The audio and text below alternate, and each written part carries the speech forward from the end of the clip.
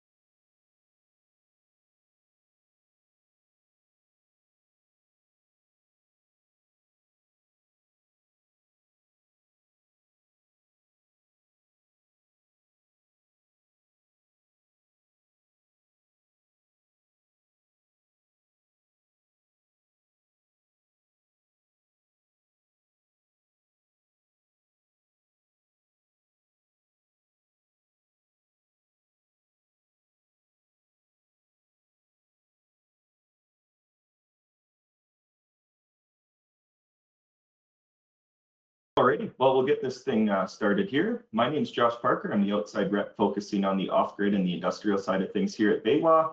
In my time here at BayWa, I've had the pleasure to learn and grow with Morningstar. They truly are a great partner with quality products you can rely on to do exactly what they're expected to do. I'm happy that the team is here with us today and we can go into a deep dive of their products and see what they have coming down the pipes. Continuing education is really important here at BayWa, so we appreciate you attending and taking the time out of your busy day to join us with Morningstar. If you have any questions, be sure to type them into the chat box in the bottom right corner. We'll answer questions as we go, but we'll also do a Q&A at the end for anything that may have been missed. Lastly here, just a reminder that this will be recorded and shared on our YouTube channel as it will be sent out in our monthly newsletter as well. If you haven't already, we encourage you to subscribe to our YouTube channel. You'll find all of our webinars on there. I'll pass over the reins to Morningstar here. Take it away. All right. Thank you, Josh. Appreciate it. Patrick, you on too? Yes, I am. Can you hear me okay? Yes.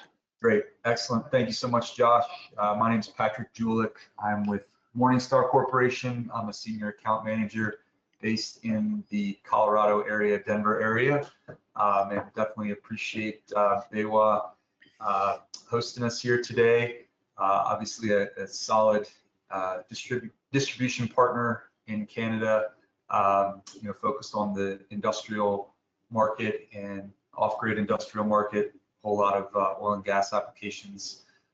So with that, just going to briefly mention the topics for the presentation on a high level today. We'll go through the professional series charge controllers and accessories. Those are SunSavers, ProStars, TriStars that many of you are familiar with, I'm sure.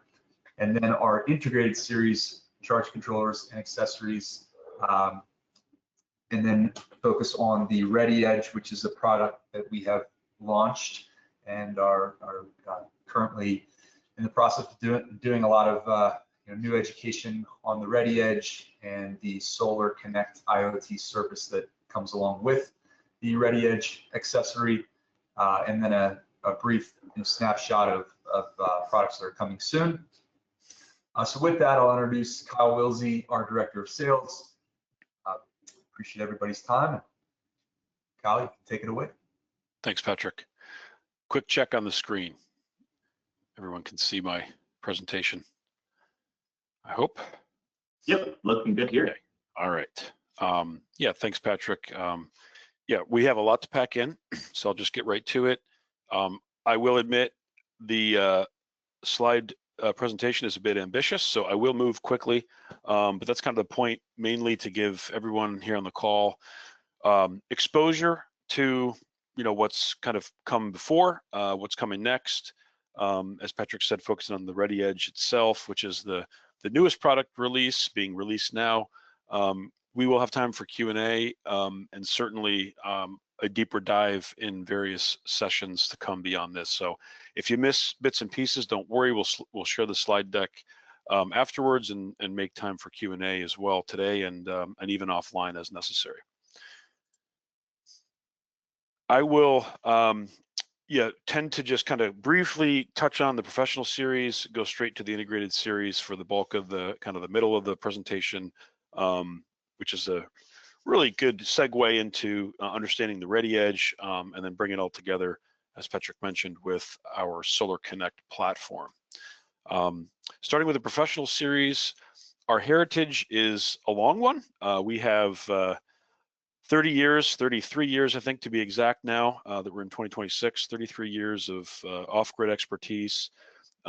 Many of our customers may not even know Morningstar, the brand, but they certainly know our SunSaver, ProStar, TriStar controllers prominently displayed on the fronts of millions of controllers in the field. I always find it interesting when I do these talks that some people are discovering that Morningstar is the company behind the SunSaver.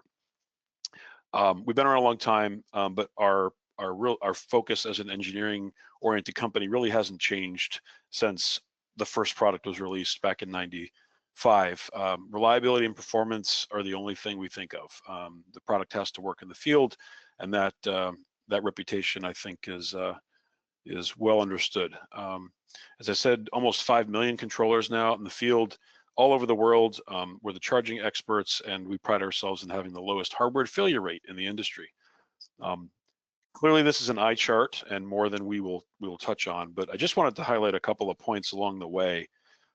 ProStar was our first product in the professional series. I don't think at that point in time we even called it a professional series. It was just our controller range. But everything you see here on this timeline, with the exception of the SHS controller, released in 2004, and the Essential Series EcoBoost and EcoPulse controllers in 2018. Those are all part of the professional series, effectively meaning that the product is geared toward industrial use with open protocols from that are typical in SCADA and telecom systems, really all backed up with a 5-year warranty and engineered for, at the very least, a 10-year design life. Back in 2022, we released the first iteration of the GenStar controller with its first firmware release. We're now 3 years into that product range and have a lot of experience and stories to tell. That'll be hopefully at least 15, 20 minutes or so of this talk. But first, just to kind of orient everyone, I assume the audience is a mixture of folks new to the industry, some industry veterans. Just a quick refresher on, what are we talking about here with solar controllers? I promise I won't bore you, and I promise to be brief. But first and foremost, the controllers in the system to protect the batteries, prevent it from being overcharged, which is not good for any battery system. More importantly, protects against undercharging. So we do all we can with the solar resource that we have to maintain a high state of charge, which is good for battery life, good for battery health, and system uptime. We do our best to maximize that life through the algorithm that underlies all of our professional series controllers. And perhaps most importantly, we spend a lot of time thinking about and engineering for the various load management scenarios that are demanded by our customers. The purpose of the system is always to power something in a remote location, and so how that load gets managed when it's allowed to be disconnected for various purposes is central to the logic of the controller, and that's not unique to any one controller in particular. As well, there's various levels of indication that we give, all the way from a simple LED all the way up to, as we'll get into, a really sophisticated dashboard. But those themes run throughout our charge controller range. As I mentioned, data integration for industrial use, particularly with SCADA type systems in the oil and gas industry and other industrial automation environments, and telecommunications as well, is core to the product line. I would be remiss if I didn't at least mention that most of the systems we charge today, although of course that's changing, are lead acid chemistries. This is possibly the best representation I've found of all the different sort of industry terms and standards within that general chemistry category. Anything on this page is certainly chargeable by Morningstar controller. We tend to do a lot fewer flooded batteries these days than we do, non-spillable, sealed VRLA types, whether it's gel or AGMs. But they're all still relevant and part of the compatibility mindset of Morningstar controllers going into the future, all based on this kind of let's say, vintage approach to charging a battery with a bulk absorption and float phase, sometimes in the case of a flooded battery, an equalized phase. All these parameters are either preset or can be configured with our charge controllers to fine-tune performance and make sure that we are doing all we can to maintain battery health and keep systems alive as long as possible. But as we see the transition and availability of lithium batteries, it's been at least 7 or 8 years now that we've taken our not just marketing programs, but our really technical underpinnings and understanding of lithium batteries to a new level. We spend a lot of time internally thinking about keeping up with battery trends and adding partnerships to the prominent names and brands and manufacturers that you see out there in the world.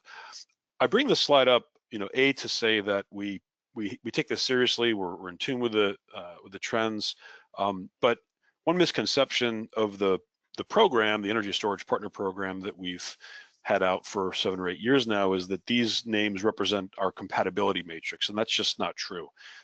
Any lithium battery can be charged with almost zero exceptions with a Morningstar charge controller. It just so happens that these are the partners that we've pre-built templates and technical guidance for.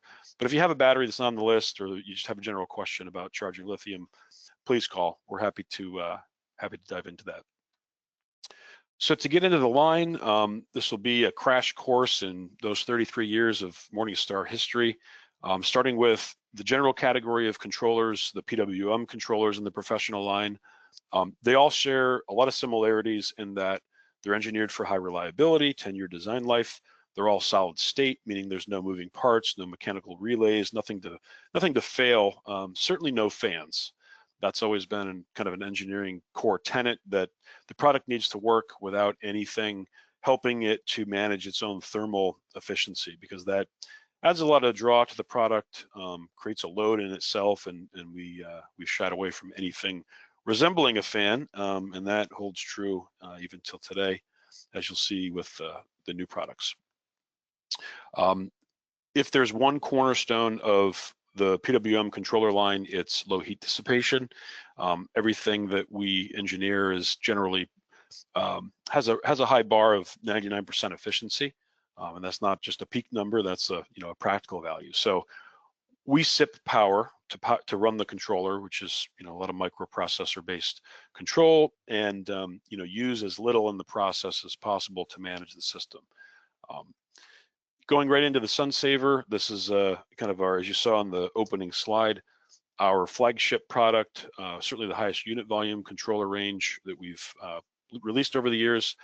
It's a simple product. It works really well, 6, 10, and 20 amp models in a 12 or 24 volt version with a simple, basically I like to think of it as a high-low setting. You'll see in the faceplate, it's listed as sealed or flooded select. Bit of a misnomer on the flooded side. I don't think we tend to charge a lot of flooded batteries anymore with Sun Savers, but it's a simple on-off high-low setting to accommodate most batteries in the field with an extensive suite of protections and certifications. The ProStar is a bit of a step up in terms of current charging capacity, 15 or 30 amps at 12 or 24 volts. I show both versions of the ProStar here. The Generation 2 actually, our legacy model, which is I'm sure still running in many systems in the field. We're about 9 years into the Generation 3, the kind of whitish ProStar. It comes with or without a meter option in 2 different models, and a data interface, which was a big upgrade from the legacy ProStars to integrate with industrial Modbus systems. And then all the way up to the TriStar. This is a PWM version. There is an MPPT we'll talk about in a minute, but the TriStar PWM is either a 45 or a 60 amp rated controller. This is the controller when the battery moves up to 48 volts. Very efficient, certainly 99% typical efficiency, and a full suite of industrial data interfaces as well. No fans, passively cooled, long list of certifications that have sort of stood the test of time. It's just a workhorse. Simple product, PWM only in these two models, 45 and 60. and good for charging, load, and diversion. We won't get into diversion; that's a topic in and of itself. But it's certainly a big part of the PWM range, even to this day, despite having been around in the field for over 20 years. The MPPT range is comprised of the SunSaver, ProStar, TriStar families as well, but in an MPPT version. There is a high voltage 600 volt rated TriStar MPPT that is certainly a handy tool in certain situations. But starting with the lowest rated output controller, the SunSaver MPPT, I think of this as either a 200 or a 400 watt controller. 200 watts at 12 volts, 400 watts at 24 volts. It was the first MPPT we released. It has not changed much since its original design. It just works. The firmware has been refined over the years, and it's a fantastic small controller product with a data interface and a very high peak efficiency. The TrackStar MPPT algorithm that you'll see throughout this section is unique to Morningstar. It's proprietary. It's worthy of a deep dive in and of itself, but for the purposes of time, suffice to say, we've tuned the TrackStar algorithm to be an extremely robust method of making sure that the controller is staying on the PV panel's maximum power point throughout the course of the day under changing conditions and extracting maximum value. The ProStar MPPT is quite a bit of a step up in terms of power. It is in its 40 amp model rated for a throughput power of up to 1100 watts. I think of this as either a 1, 2, or 4 module MPPT controller range in today's sort of formats. But it's available in two versions, two output current versions, 25 and 40, with an LCD and without an LCD in both models. So 4 total SKUs to cover a wide range of, you might think of it as medium-sized systems. There's a lot built into the ProStar in terms of configurability from that meter. If it's not needed, if it's a remote unattended site, often not a reason to include that LCD display or buy that version. But if you need the flexibility to be able to make configuration changes at the site, or just simply have a simple at a glance rotating view of the status of the system, I think most of our customers gravitate toward the LCD metered version.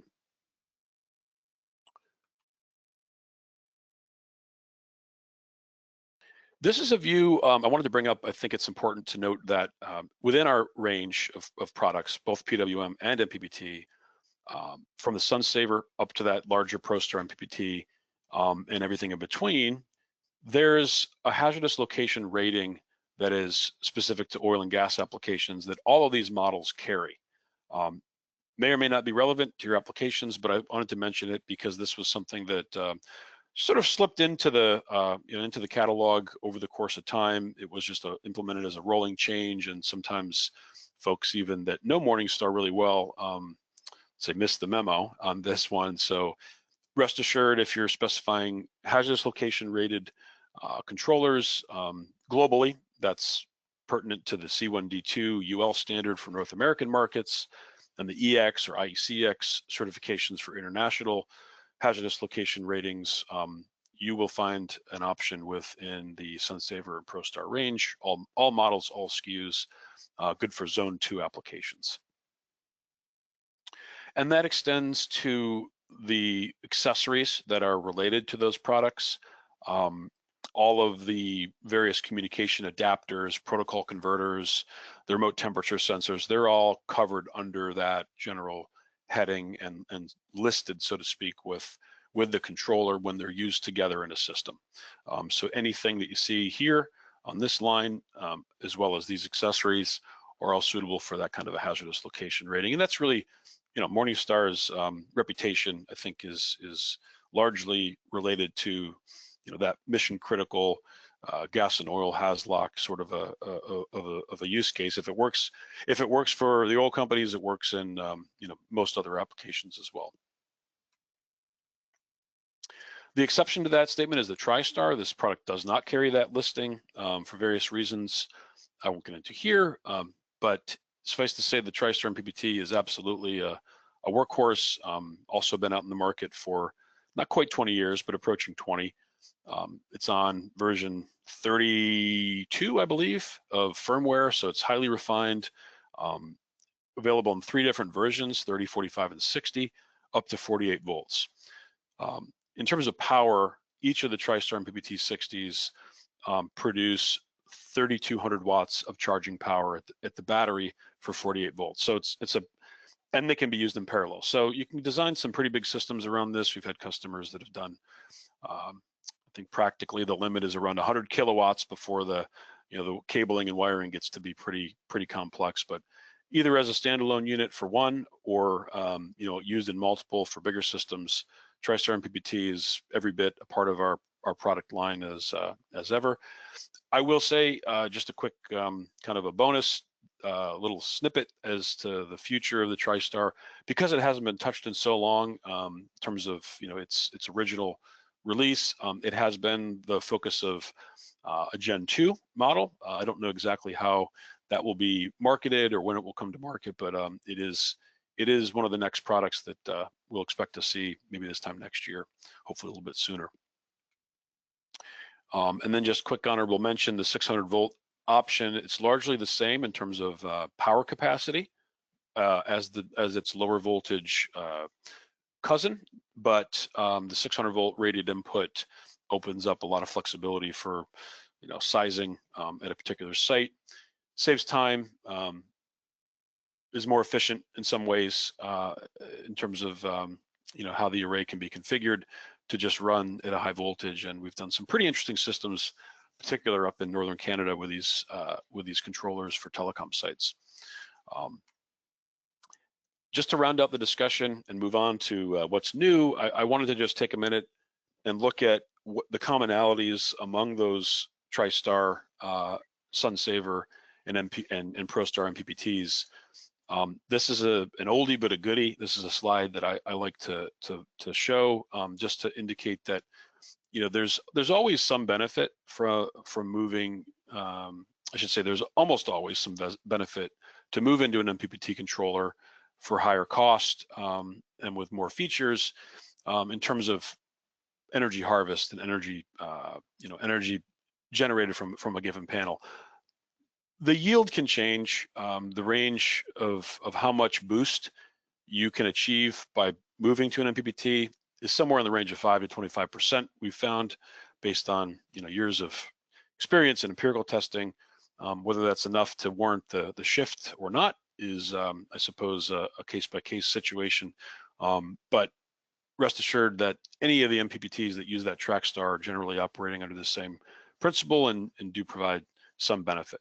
But that's not to say that the PWM controllers are inferior in any way. They're just a bit simpler in terms of their underlying architecture. Still have every bit of place in the world as their MPPTs, but certainly for a lot of systems where every watt matters, the MPPT is the way to go. And just quick mention here in terms of efficiency, again, as the cornerstone of Morningstar's engineering mindset, we take efficiency really seriously. We've killed a lot of products over the years in the design phase that didn't meet our efficiency requirements. We've gotten really good at driving power conversion efficiency very high, and this is just a typical example of the type of curve that you'd see in the back of every manual. It rises very quickly and it flattens out over the power range of the controller. That's a unique attribute of Morningstar controllers. Many of our competitors, you'll see that efficiency trailed downward as you move through the power range of the controller, which we've always felt is a bit counterintuitive. Why build a controller that can't be highly efficient at its rated power output? So these kinds of curves that hover in the high 90% range are consistent throughout the catalog.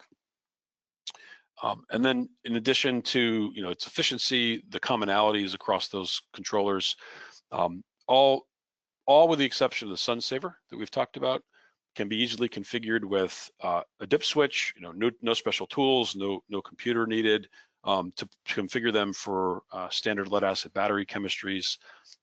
There's some standard LVD presets that are built in, and so I think that's been a good decision over the years. It's some might say a bit a bit old school to include dip switches on products, but they work, and it's easy to communicate the settings on a little label inside the terminal cover, for example. So we've stuck with that, and you'll see that kind of common design thread throughout our product line. When you need to go beyond what's preset, however, our free tried and true MSView PC software utility is the solution there. Our application engineers and support team are ready to kind of help walk you through this. It's a good product. It works to connect to the controller and really get into not just the charge control, algorithm set points, the absorption times and float voltages and such, but to really fine tune everything from battery temperature compensation to the way the load behaves based on a day-night, dusk till dawn schedule. Again, that's a pretty deep subject, but I wanted to mention that it's still a supported product. It's out there for the ProStars and the SunSaver MPPTs and TriStars.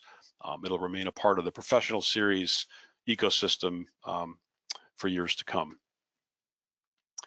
With that, I'd like to move on to the integrated series.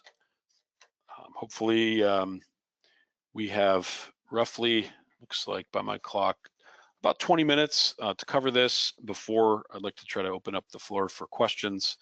We'll cover integrated series, and as a sort of a bridge to understanding ReadyEdge, I think you'll see that what we've designed and engineered in the GenStar over the course of the last 3 years and updated in firmware is really an investment in the future in a lot of ways. GenStar MPPT was the industry's first fully integrated DC system controller, still is to this day. Despite having been released in 2022, it sort of stands on its own. It's part of the integrated series, as the name implies, because we have listened to their customers over the years. We've taken a lot of complexity out of the setup, the commissioning, the number of units and pieces and parts that are required to build a DC system. So even though, of course, at its core, the GenStar MPPT is a charge controller, it also integrates quite a bit more into its functionality in one part number, in one box, one platform that we've found has greatly simplified the lives of many customers and reduced cost as well. So in a lot of ways, this is a response to the market demand over the years with the professional series. Customers found the modular approach to work in some cases, but not in all.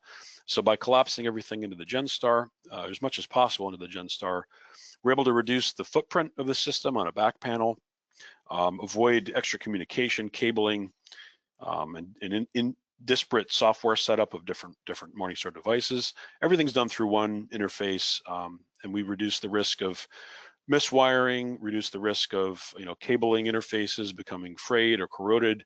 Everything's embedded into kind of more of an appliance style into one control interface. So in addition to just the engineering risks being reduced by putting everything in one box, we find that our customers like the reduced installation labor time, and the degree of customization that can be achieved is really second to none. To break it down into its core features, first of all, I'd point out that all of our MPPT controllers for the last, I think probably 5 or 6 years, we formalized an oversizing input capacity rating for the TriStar, the ProStar, and you'll see that reflected in our data sheets. With the GenStar, we went a little further, a step higher, and formalized its oversizing capacity to 150%, which is a comparison to its output. So it gives a lot of flexibility to what PV panels can be connected to the input to drive a consistent output. We kept that efficiency high. You'll find the data sheet cites the peak value. What a lot of manufacturers don't like to tell you is the actual typical value. Ours is high as well, certainly above 95 and 97% typical. And it was the first charge controller that we built that was intuitively designed, or I should say inherently designed to support lithium. Even NiCad, we see some NiCad systems in some railroad applications, high temperature environments. So whether it's lead acid, lithium iron phosphate, LFP, or NiCad, the configuration exists for GenStar to really fine tune its charging and maximize battery life. And it also built in a load terminal, much like the ProStar range, but unlike the TriStar, we added a 30 amp load terminal, which covers a lot of bases, not all, as I'll talk about in a minute, but we have a lot of capability, both in terms of input solar capacity and output to a load without adding any additional components. It comes in a 60, 80, and 100 amp output option.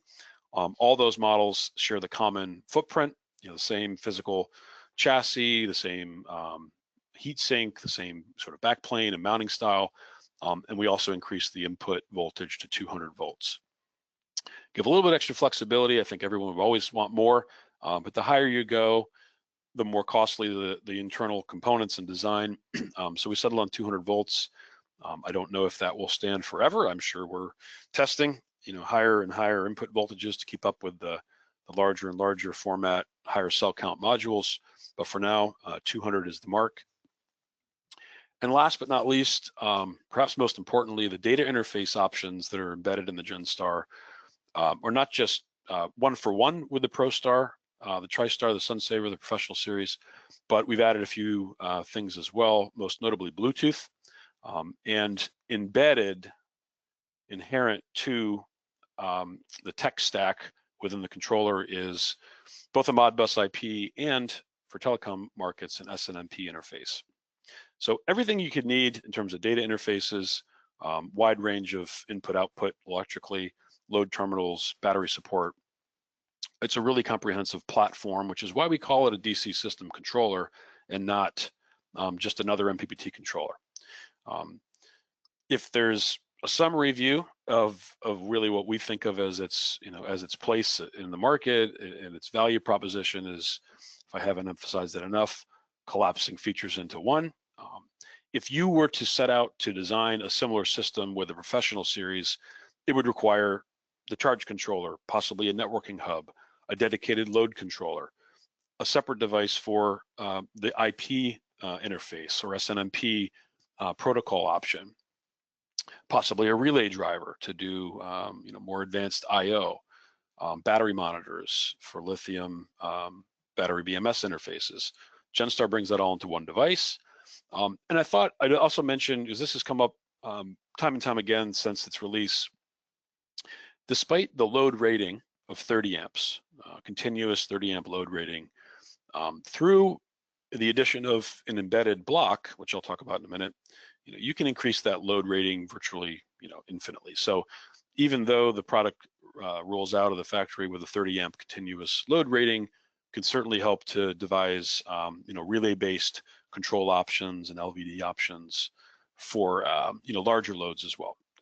Basically any DC load up to, hundreds of amps can be configured through an appropriately rated relay and a relay block addition to the GenStar. So this is a view, pretty detailed view. I won't go into all 19 slots here, but just to cover the highlights of how it would be connected to a communication network. We have both a Bluetooth radio and an Ethernet port. There are line items here for remote temperature sensor and voltage sense, which are basically industry standard, but conveniently located in one central kind of wiring area underneath that chassis cover. There's a sort of a legacy RS-232 interface, and for industrial networks, EIA 485 also embedded right there, so that as the wiring is completed either at site or in an assembly environment, all that cabling can be routed cleanly through into a cable tray and accessed in one general area on the controller, as opposed to more of a rat's nest of wires spewing out from various points in the product. So it's a nice clean connection physically to these various communication interfaces. Obviously Bluetooth is wireless, It's not numbered on the front, but you can kind of see that black toggle key near the LCD screen. That can be disabled if necessary right from the front of the product.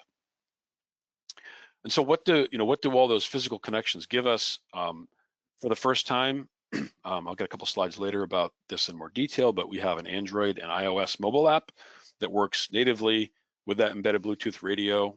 Gives you a lot of data, a lot of IO control and monitoring directly through the Bluetooth connection. We haven't left out our tried and true industrial protocols, Modbus and SNMP. It also provides a very, I would say, intuitive and kind of robust, dynamic, web-based interface. It's not for all applications or all customers. The Bluetooth app gives much of what is needed for the GenStar in terms of monitoring capability, but as an initial commissioning tool, as opposed to standing possibly out in the cold in front of the meter trying to navigate, up, down, left, right buttons, there is a web interface that's really designed to ease commissioning, walk you through a bit of a setup process. You might think of it as a wizard, and that comes with the product. That's very, very new. It was designed from the ground up to accompany the GenStar and future integrated series products. So that's something we'll talk about in more detail in a moment. And I'd also mention that it's a little difficult to see in this view, but the SD card slot gives, I tend to think of it as just virtually unlimited historical data logging and space for the controller to record all of its various system parameters over the course of its life. Possibly the most unique thing of the integrated series is our approach to adding functionality within the footprint of the controller. So the ReadyRail system comes with 3 different options. These are blocks, we call them, Ready blocks as part of the ReadyRail system, mounted on a DIN rail inside of that footprint. You can see on the right of the controller. They are sold individually, but they can be matched in any combination to provide different levels of function to the GenStar, and as you'll see later, the ReadyEdge as well. The BMS interface block, the Ready BMS, provides full communication and we would say closed loop control with lithium batteries. It is not necessary to charge all lithium batteries. I want to make that point really clear. We can charge LFP batteries. There are actually presets in the controller, just the controller itself, to provide output to lithium. But in the event that you need or desire a direct digital connection to a battery's BMS, the Ready BMS block provides that functionality. The Ready Shunt is a really versatile, just general purpose. Think of it as just a really general shunt interface. I've got a couple of slides on that to show kind of how it's configured, but basically a current measuring, a really high precision current measuring option to look at DC current flowing in various places within a system. And then last but not least, the Ready Relay, which is a general purpose dry contact. Each block has 2 channels, an A and a B, to drive 2 separately controlled relays. So a quick view on the Ready BMS. As I said, the presets embedded in the controller itself are there as is shown on the left. Not required for the BMS to function, but if you need integration, that connection is provided from the block itself and allows you to pull information, both read data from the BMS, and if it's desired, basically turn control over to the battery's intelligence to control the GenStar for closed loop charging. The Ready Shunt is sold as an individual SKU. So the Ready Shunt block itself is a product that is boxed by itself. It's also combined with a kit, as a kit rather, with a 500 amp, 500 amp shunt. So both the block, the shunt kit, and separate 550 and 100 amp shunts can all be combined in various configurations to measure DC currents throughout a system. These are, the shunt block is sort of the control system that interfaces and reads the shunt. These are basic 50 millivolt. We also support 100 millivolt shunts that are really off-the-shelf components. The Ready shunt plugs into the GenStar and gives you that intelligence to look at load draws, look at additional charging source currents through the GenStar's common live view interface. Primarily, the Ready shunt provides a net bidirectional battery monitoring and management value that you can use as, you know, the kind of all-in power view into what the battery is seeing. So to configure it as a load measurement device, as a source auxiliary hybrid charging source measurement device, or as a net battery current management device, or simply just as a, you know, as a general purpose current measurement option. It's a really versatile addition to the GenStar that will you know, extend to the TriStar, excuse me, the ReadyEdge as well. As I mentioned, primarily this is included in the integrated series to provide that net current measurement capability and give you a very accurate view of state of charge. You know, this is a major improvement from past iterations of controllers. With the shunt in the system, we can now you know, read very accurately and report on battery state of charge, either for a lead acid or a lithium system, configure for all different types and sizes and shapes and chemistries of batteries, and really give you a value that you can rely on as a percentage of state of charge, which was previously only possible as, you know, kind of an approximate voltage-based state of charge. So really accurate current measurement delivers SOC that was not previously possible. And then lastly, the Ready Relay gives you a dry contact signaling option. There's a ton of configuration that is baked into the control interface of the live view system to allow you to configure what that Ready Relay, how that Ready Relay behaves. The easiest way to think of it, or probably the most common use case, is simply to devise different load shedding schemes. So if you have two loads in the system, one critical, one non-critical, you can configure the two different channels of the Ready Relay, you know, to allow one load to disconnect before the other in the event that, you know, you're going through a period of low sun or just you know, a battery end of life kind of an issue. So ton of flexibility, more than we can talk through in this forum, but, you know, here's just a quick view of what you can do with a Ready Relay in terms of choosing its input values. Anything the GenStar is reading, you know, whether that's through its own measurement capabilities or sensors or connected blocks, daily values that it's logging in terms of, you know, how much energy has been given to the battery in previous days, all that logic goes into a bit of it. You know, think of it as an engine that you can use to build, you know, schemes around, you know, controlling output behavior and triggers. You can control fans, you can control probably most notably generators. It's a generator control interface. Turn on a generator when certain conditions are met. So Ready Relay probably is, I would say, based on 3 years of experience, probably the most popular aspect of the integrated series. Second being net shunt, and the BMS sort of a close third.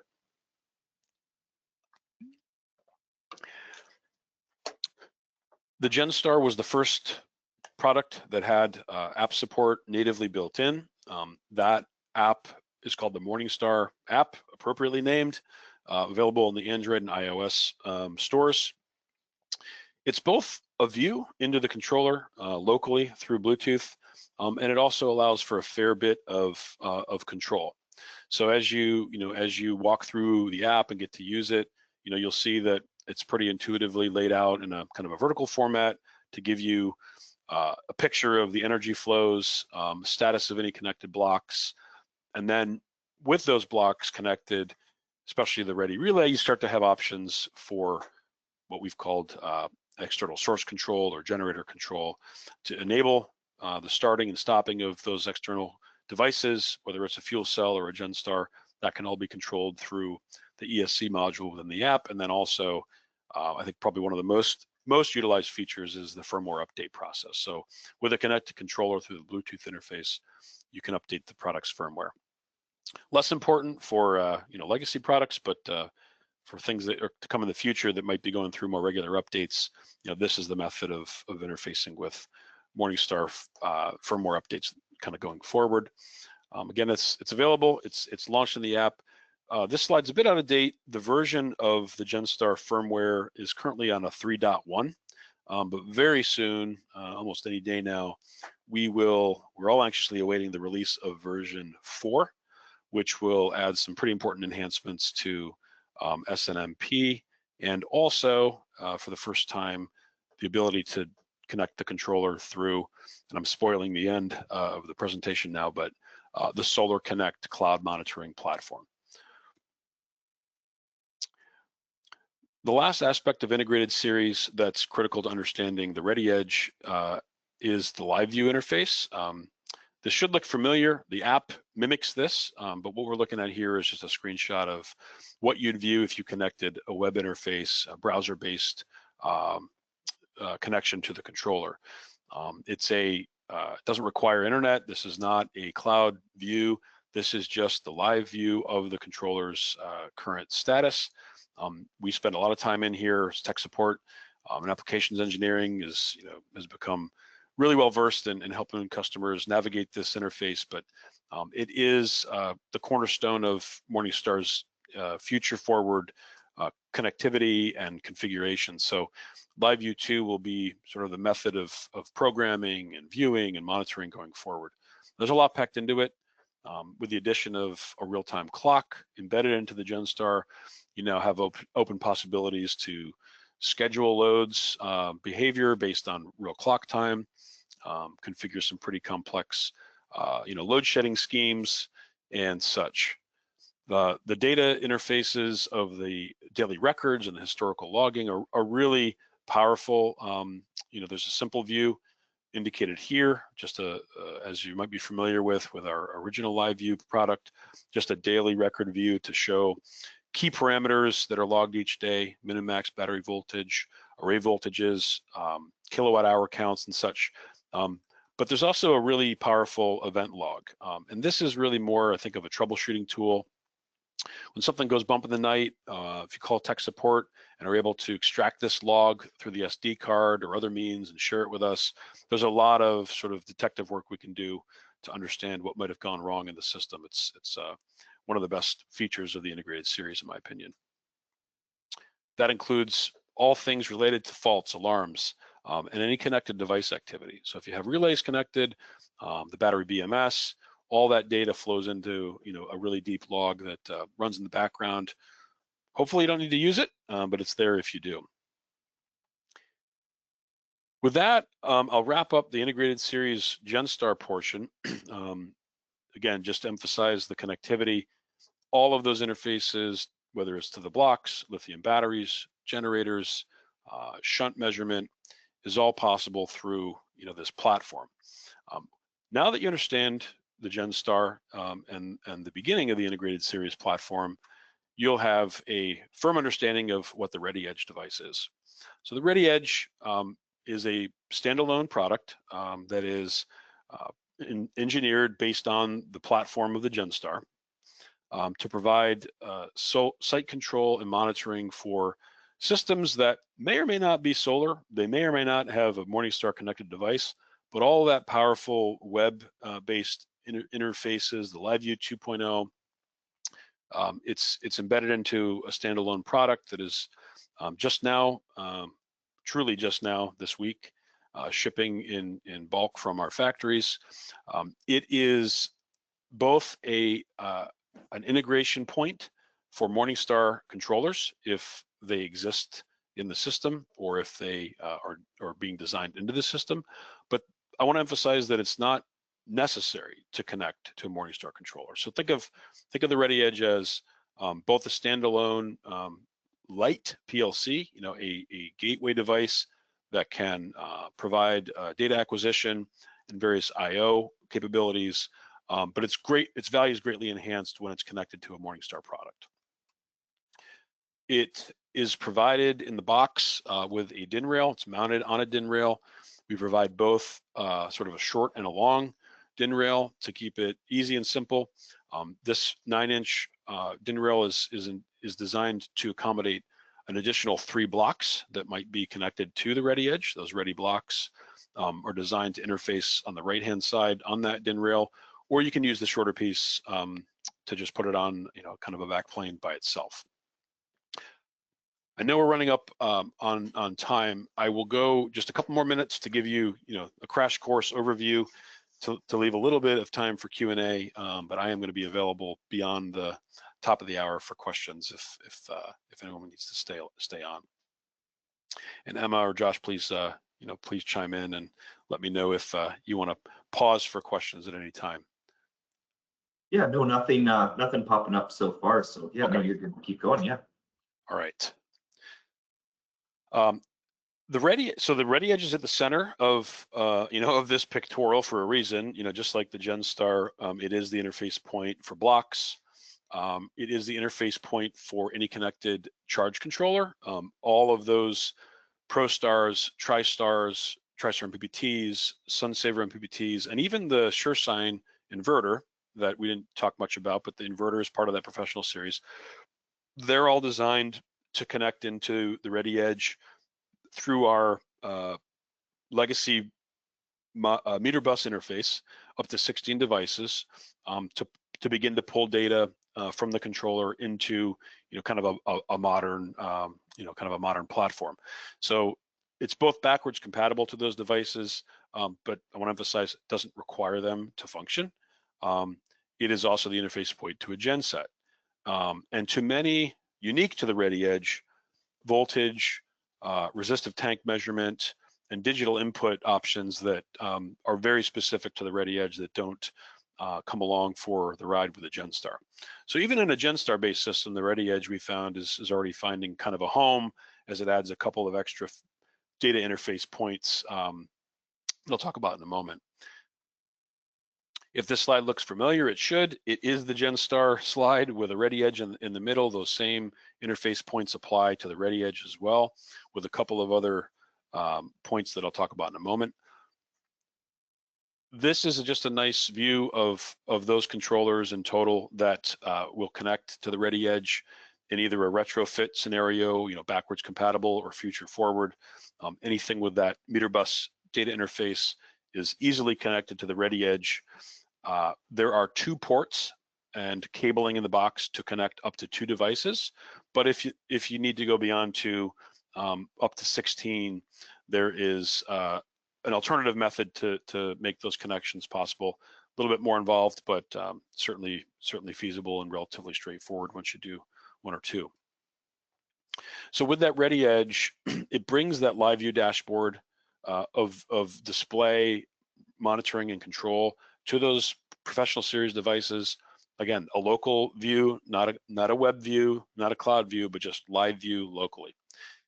The app comes for the ride. The same Morningstar app is enabled through a Bluetooth interface on the ReadyEdge that gives you data directly into that same app interface.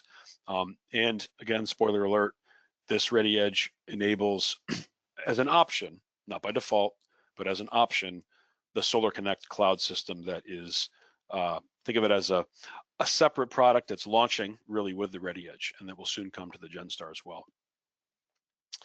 The detailed view of the inputs and outputs of the ReadyEdge are pretty clear here. I won't go through every piece. Just a quick detailed view on the upper side, because this is unique to the ReadyEdge. There are 3 independent general purpose voltage sense inputs, 2 remote temperature sense inputs that use our standard RTS cable, and a tank sensor input. That is a standard resistive tank level sensor input that uses either the North American or the European standard, as well as 6 digital inputs. An SD card slot on the left, just like the GenStar, and then a pretty intuitive, kind of LED bank to give you a basic at a glance view of whether the thing is powered on, whether there might be an error, if the Bluetooth is enabled, and whether that little globe icon tells you whether you have enabled the SolarConnect cloud connection. There's also a really important feature built into the ReadyEdge. If none of those connectivity options are good for you or relevant for your application, or maybe they're explicitly disallowed by some kind of an IT policy, that's built into the product, and there's a visual indicator on the front that tells you that the right access has been disabled and no changes can be made. So I think we've covered a lot of bases in terms of security concerns with ReadyEdge. Again, on the bottom, all of the so let's say output connections, with the exception of the input on the power side on the left, we have output options for AC detection. Is the grid present? Is it not? The 485 network, the Ethernet connection to enable that cloud service, and then the connected device ports. All the ReadyEdge Ready Relay blocks are compatible, built on that same DIN rail system. You can expand it up to 6. It's just a standard DIN rail that can be elongated or used in pieces to build more blocks to connect to the ReadyEdge. I think that's a pretty important aspect to understand, different from the GenStar that's limited to 3. So up to 6 blocks per ReadyEdge, same set of blocks, same SKUs, the same shunt compatibility and such. But I do want to emphasize that it doesn't have to be used with Morningstar devices. It doesn't have to be used with a controller or a block. Out of the box, just by powering it up, it enables a really simple method of building data acquisition into a remote system. And you get that LiveView 2.0 interface as well as the cloud interface if that's applicable for your use case. I would be remiss if I didn't just touch on a couple applications. I think we already, just in kind of the early stage beta testing for the product, we've seen a huge amount of interest in not just the fuel level measurement, but generator control. So we can both take a look at how much fuel is left and start and stop generators based on various criteria. That's a huge part of what I think we'll find use cases for. And the digital inputs that are unique to the ReadyEdge really give just kind of an open platform for reading high-low signals from a variety of sources. We can do water ingress testing or measurement. We can take a look at door sensors that might be open, any kind of motion detector, basically anything that would provide a digital input to the ReadyEdge can be configured and viewed in that same dashboard. I'll leave this use case slide sort of for you to digest after the fact. There's a lot that it can do. These are just a set of examples that we think, based on our current experience, are probably the most interesting and prominent. But I'm sure we will find more, and we welcome any and all support calls, to help you fit the ReadyEdge into those applications. This should look very familiar. It is the same LiveView interface that was developed for the GenStar. Some kind of general look and feel and flow. A lot of the data will be different, given that you may or may not have connected Morningstar devices, but we'll tell you everything we can about the system. You'll have same access locally over the same kind of a network. And probably the most important part about the ReadyEdge launch that we'll need to start communicating out through BayWa is that the demo system that will be live on our website soon is more than just a self-service method of getting familiar with the product. It's actually intended to be a place where you can demo the LiveView interface and even save configurations that you can then take to real hardware. So on a web browser interface from the comfort of your air-conditioned office, you can use these tools posted on our website to set your configurations, work with our support team to get them configured and saved into a file that can be transferred to actual hardware through that SD card interface. This is just a placeholder to show you where to go to get that. That liveview.morningstarcorp.com demo is live today for the GenStar. You won't find a ReadyEdge specific view quite yet, but that will be coming real soon. The app is derived largely kind of from the bones of the LiveView system. So when you connect that Morningstar app to a ReadyEdge or to a GenStar, or whether you're using that browser-based tool, you'll see a lot of similarity in the way that it's configured and laid out. And lastly, just in the nick of time here, we won't have a dedicated, kind of a demo. I think that's maybe worthy of another session at another time. And certainly Morningstar is going to be promoting marketing and webinar options to really understand what Morningstar SolarConnect is. For today's purposes, understand that SolarConnect is a cloud platform. It is enabled by the ReadyEdge and soon through a firmware update with the GenStar as well, directly without any additional hardware. So it'll be the first time that we'll have equipment running a data interface directly to the cloud. Pretty powerful. It's designed for scale. It's not sort of a one-off tool, although it can be used to look at one site. It's really designed with scale in mind for potentially hundreds or even thousands of sites to look at the data that you would otherwise find locally in live view in a cloud interface. I think that it's really important to kind of end on the point with SolarConnect that we understand in our industrial world that not all systems can connect to the cloud. Not all ecosystems, IT infrastructure, network security will allow that, and for good reason. So it's an option that can be enabled. There is no automatic, I can't see my air quotes, but call home function. It's something that is expressly disallowed unless you enable it. And to the extent that it's useful, we hope that you find a lot of value in it. Bringing data from the millions of Morningstar devices that are out in the field into kind of a modern environment that you can view in one dashboard. So pretty excited to get this out in the field. It is operational. The ReadyEdge devices that are shipping today are enabled with SolarConnect, and we're standing by and ready to support your configuration and your questions that pertain to all of what we talked about today. SolarConnect, ReadyEdge, GenStar, and any of the professional series products that many of you already know and hopefully love. And with that, I'll turn it back over to you, Josh, for any questions. Again, I'm happy to stick around as long as there's need for commentary. And thank you very much. Yeah, absolutely. Thank you very much. Yeah, I just wanted to once again thank the Morningstar team for chatting with us today. They've been a great partner for the last couple of decades in one way or another with BayWa and the team, and from everything you can see that they touched on today, they have a great line of products that give you the trust and peace of mind after they're installed, knowing they're going to work as they should. The technical team is top notch, as they touched on today. So if you have any questions, reach out to your BayWa rep and we'll get you in touch with them for any specific questions. We always have great stock on Morningstar in our warehouses across Canada. We encourage you all to check out our web shop for spec sheets, install manuals, inventory, and pricing. And be sure to check out our full webinar schedule on our website. For questions, I'm not seeing anything coming in. So yeah, I don't see anything coming in. So I hope you all had a great day.